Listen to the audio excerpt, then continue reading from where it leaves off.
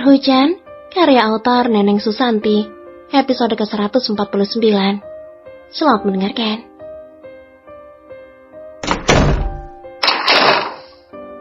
Air yang memaksa masuk ke dalam kamar rawat inap Hujan hanya bisa mematung di ambang pintu. Tangisnya yang memang tak berhenti sejak dari kampus justru semakin histeris saat melihat sang istri terkulai lemah tak berdaya. "Kakak!" Reza dan Melisa langsung tersentak kaget saat melihat putra sulung mereka datang dengan tiba-tiba. "Enggak, ini bukan Hujan kan, Mah? Istriku baik-baik saja kan, Pak? Kalian lagi bercandain kakak kan?" Air yang masih berdiri di tempatnya mengelak semua yang ia lihat. Ia terus menggelengkan kepalanya dengan sorot mata begitu sendu. "Kak, sabar ya sayang." Melisa bangkit dari duduknya, menghampiri si sulung. Air menepis tangan Melisa yang tak ingin mengusap lengannya. "Kak." Reza ikut menghampiri setelah menarik tangan sang istri agar menjauh. "Kak, kakak samperin dulu Hujannya ya," ajak Reza pada si sulung. Ia paham jika kini putranya pasti sedang syok. "Itu bukan Hujan, Pak," elaknya lagi. "Ayo, sini." Reza pelan-pelan meraih tangan Air. Anak sulungnya itu tak bisa diperlakukan kasar. Jika sudah begini, tentu menghadapinya harus dengan lembut, bukan dengan teriakan atau amarah. "Enggak, kakak mau ke Hujan. Itu bukan Hujan. Hujannya kakak nggak gitu, Pak." Rengeknya terus meronta. Reza langsung memeluk anak kesayangannya. Ia biarkan tangis Air kembali pecah dalam dekapannya, asal semua yang ditakutkan tak terjadi. "Ada papa sama mama. Kakak nggak sendiri. Deketin Hujannya dulu ya. Ayo, minta maaf sama Hujan." Tita pria tampan itu sambil berbisik. Air mengangguk lalu mengurai pelukannya. Ia tatap lagi istrinya yang terbaring lemah tak berdaya di atas ranjang pasien. Selangkah demi selangkah, Air semakin mendekat. Tubuhnya bergetar, bahkan kakinya bagai tak sanggup lagi berdiri. "Jan," lirihnya hampir tak terdengar. Setelah yakin jika yang ia lihat benar-benar Hujan, barulah Air mau menyentuhnya meski ragu. "Kakak nunggu kamu. Kenapa tidur di sini? Ayo pulang," ucapnya sambil terus terisak. Reza mendudukkan Air di kursi sisi berangkar. Ia ingin anaknya kuat menghadapi ujian pertama dalam 2 tahun pernikahannya itu. "Kakak nggak bisa jagain kamu ya. Kakak jahat. Udah biarin kamu kayak gini. Maafin kakak." Air menundukkan wajahnya di atas tangan Hujan yang terdapat selang infus. Wajah pucat dengan sedikit kemerahan di pipi serta adanya bekas lakban tak sedikit pun mengurangi cantik alaminya. "Siapa yang udah lakuin ini, Pak?" tanya Air tanpa menoleh. "3 gadis seusia kalian dan 1 pria dewasa," jawab Reza dengan suara berat. Air menyentuh rambut Hujan yang tak lagi berbentuk. Bekas guntingan yang dilakukan secara asal dan acak membuat rambut yang biasanya tergerai panjang itu kini menjadi tak beraturan. Belum lagi, alisnya yang dulu terukir indah ternyata ikut menjadi sasaran kebiadaban mereka. Melan mencukurnya hingga tak menyisakan selai bulu pun di sana. Tangan Air sekarang turun ke area leher, tak ada luka apapun di sana. Tapi ia langsung mengernyitkan dahinya saat matanya tertuju ke bagian atas dada. "Apa-apaan ini?" geramnya saat menyibakkan sedikit kain penutup bagian dada istrinya. Matanya membelalak sempurna ketika ia dengan jelas melihat begitu banyaknya luka sayatan di daerah area favoritnya selama ia menyandang status sebagai seorang suami. Air tak bisa membayangkan betapa perihnya sang istri saat diperlakukan sekejam itu oleh orang-orang yang jelas tak mempunyai hati.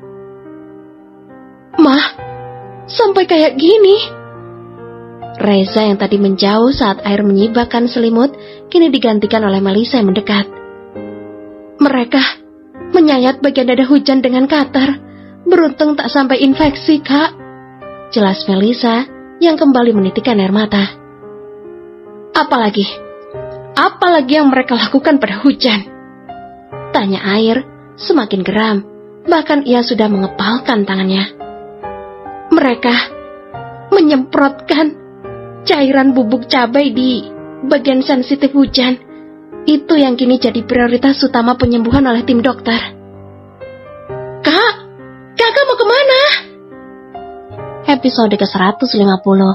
Selamat mendengarkan. Hai, jajaran para mantan patah hati. Sapa Air saat masuk ke dalam gudang bekas di pinggiran kota yang tentunya jauh dari pemukiman warga.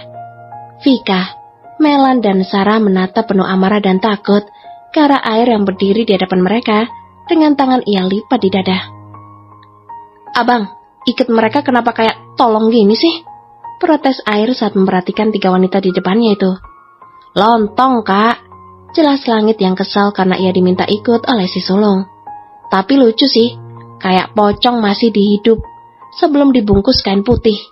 Cetus Bumi menimpali. Jangan ngadi-ngadi ya ngomongin setan di sini, sentak Air. Lalu ia menggeser langkahnya ke arah Langit. Bumi tersenyum kecut sambil menarik kursi. Ia duduk di atasnya setelah melirik ke arah jam di pergelangan tangannya yang hampir masuk tengah malam. 3 wanita yang diikat di seluruh tubuhnya itu terus meronta ingin dilepaskan. Mulutnya yang dilakban tentu tak bisa mengeluarkan suara apapun. Berisik lu pada. Ejek Air sembari melangkah mendekat. Lu yang udah potong rambut istri gue kan? Tunjuk Air pada Melan. Salah satu matanya sebenarnya sama sekali tak diingat olehnya. Mau lu potong model apapun, Hujan tuh tetap cantik, gak kayak lu. Mau rambut lu selurus jalan tol begini, tetap aja kan, gak pernah bikin gue jatuh cinta. Ledek Air seraya menarik rambut panjang Melan. Gadis biadab itu sampai meringis kesakitan. Air juga mengusap kedua alis Melan yang terukir kecoklatan di atas kedua matanya yang sedang mengalirkan air mata. Ini alis apa celurit sih? Gini amat bentuknya. Hujan tuh gak perlu diukir pakai spidol kayak lu gini. Alisnya udah bagus woi. Ucapnya dengan bangga di sela tawa sumbang yang menggema ke seisi gudang. Air mencoba terus menutupi rasa sedihnya meski jauh di dasar hatinya begitu perih jika mengingat kondisi sang istri saat ini yang begitu sangat memprihatinkan. Nanti gue botakin juga ya, biar lu bisa lihat tuyul di sini. Kekeh pemuda tampan itu. Langit dan Bumi yang duduk berdampingan hanya bisa menggelengkan kepalanya sambil menahan kantuk. Sedangkan Air terus melangkah menghampiri Sarah. Lu siapa sih? Emang kita kenal sampai pacaran? Tanya Air dengan raut wajah kebingungan. Sarah menggelengkan kepalanya sambil meronta. Kalau gak kenal dan gak pernah pacaran, terus lu mau apa ikutan nyiksa Hujan? Sakit jiwa nih cewek. Sentak Air kesal sambil mencengkeram wajah Sarah yang tak terlalu cantik. Apa? Mau gue gampar biar makin jelek, hah? Tawarnya tak main-main. Air yang sudah melayangkan tangan langsung mengurungkan niatnya karena sebenarnya ia masih belum tega menyakiti fisik seorang wanita. Dan itu adalah pesan yang selalu papanya katakan. Ih, gemes banget gue sama lu. Lindes muka lu pakai bulldozer boleh kali ya, biar hancur sekalian. Sarah langsung menjerit histeris. Ia tak bisa membayangkan jika Air benar-benar melakukan hal itu padanya. Air meninggalkan Sarah dan Melan karena kini ia sedang berjalan menuju Vika. Gadis yang paling parah menyiksa istrinya. Bukan hanya tubuh yang dirusaknya, tapi juga mental Hujan yang kini terancam karena kelakuan biadabnya. Hai Vik, sapa Air. Ada masalah yang emang belum kita selesaikan. Di antara pacar gue akui, lu yang paling perhatian sama gue. Lu yang gak pernah marah sama gue. Padahal jelas, gue gak pernah peduli sama lu. Tapi apa gue harus pertahanin lu, yang jelas udah gak perawan? Kasian banget perjaga gue, dapet lawan bekasan kayak lo. Ejek Air yang memang tahu betapa bebasnya pergaulan mantannya itu. Vika menatap nyalang ke arah Air. Ia tak menyangka jika pemuda tampan di hadapannya itu tahu jika selama ini ia tak suci lagi. Sadis banget lo ya, udah ngerusak lahan main gue.